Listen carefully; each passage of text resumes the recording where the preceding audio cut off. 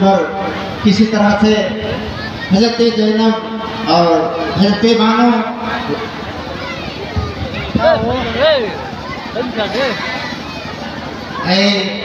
प्रमोद मजेसिया चाय वाले की तरफ से 11 रुपये के इनाम बा और 51 रुपया हमारे इंग्लिश भाई की तरफ से हमारे पूरे पार्टी की तरफ से अस्सलाम वालेकुम बा।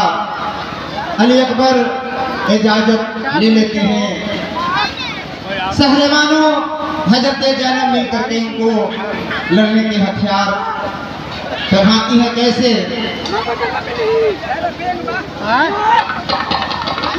इमाम अली पूछो ना हो मुकाम तो इजाजत अभी नहीं दिए हैं, लेकिन उसके बाद इजाजत ले लेते हैं और हथियार मांगते हैं अपने कमर में। इमाम हसन का पटका, नाने मुस्तफा का इमामा, हजरत फातिमा का चादर, अमीर हमजा का ढाल, दादा शेरे खुदा का हैदर कटार अपने हाथ में लेते हैं और घोड़े पर सवार होते हैं रंजाने के लिए। जब ही घोड़े पर सवार होते हैं अपने भाई जैनुलाब्दीन की बात याद आती है और खेमे में मिलने उनके नीचे जाते हैं अली अकबर। और कैसे मिलते हैं, कैसे हो मिल गईले कबर जवान हो, मिल गईले कबर जवान हो, मचल तुम्हारा मखेना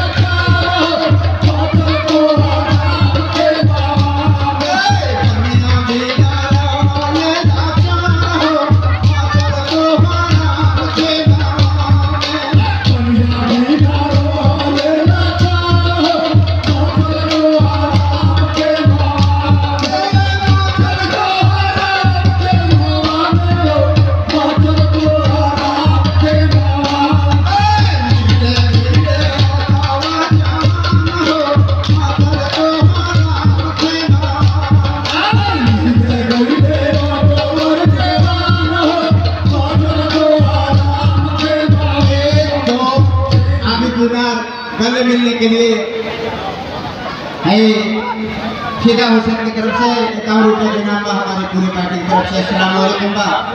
आगे बीमार अपने भाई अली अकबर से गले मिलने के लिए उठती है और मिल जाते हैं।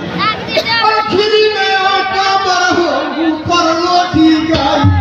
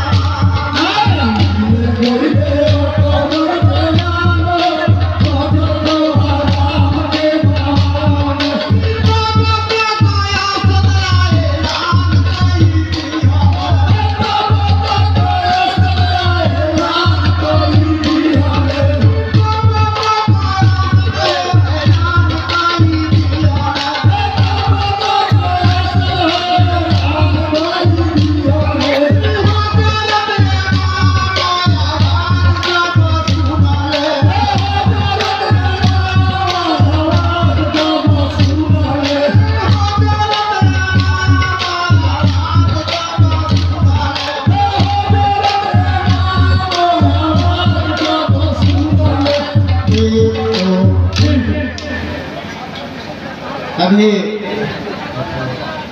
हम काम कर रहे हैं। अभी शादी विवाह एवं किसी भी शुभ अवसर पर रथ रोड लाइट बुकिंग हेतु संपर्क के लिए आदित्य रथ यानी के प्रोप्राइटर हैं मनोज जी, उनके तरफ से कैसे हमारे पूरे बहुत बहुत इनाम मिला हमारे पूरे पार्टी की तरफ से। अस्सलाम वालेकुम। हमारे नाजिर बाबू की तरफ से 21 रुपये इनाम हमारे पूरे पार्टी की तरफ से। अस्सलाम वालेकुम।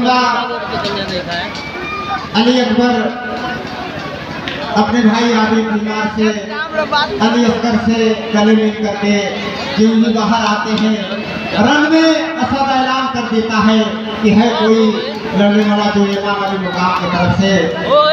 उस आवाज को इमाम अली मुकाम सुनते हैं, दौड़े हुए अली अकबर के पास आते हैं और अपने हाथों से घोड़े को सवार कराते हैं। कैसे हो? अली अकबर जब घोड़े पर सवार होकर के रन की तरफ चलते हैं तो अपने बहन सुगरा का बात याद आता है, क्योंकि अली अकबर वादा करके मदीना से आए थे कि वहाँ मैं कूफा से आऊँगा और तुमको साथ लेकर के उठा जाऊँगा। वही बात याद आती है। कैसे कैसे हो याद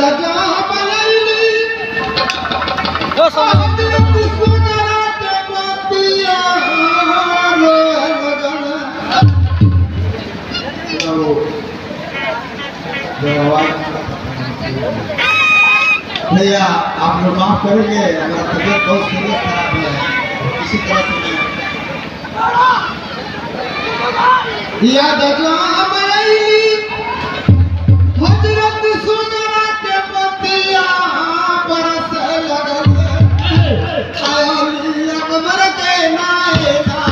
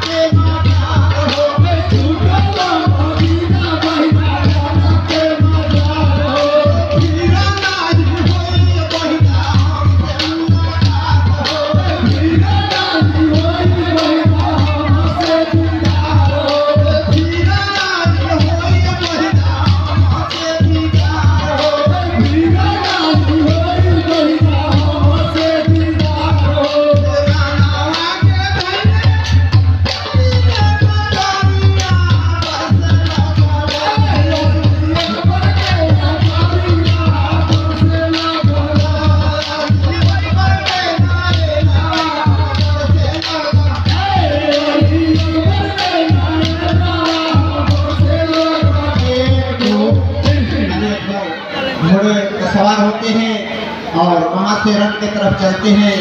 खेमे से शहरबानो देखती हैं तो क्या कहती हैं? क्या कहती है? अली अकबर चल रे राना माए जाना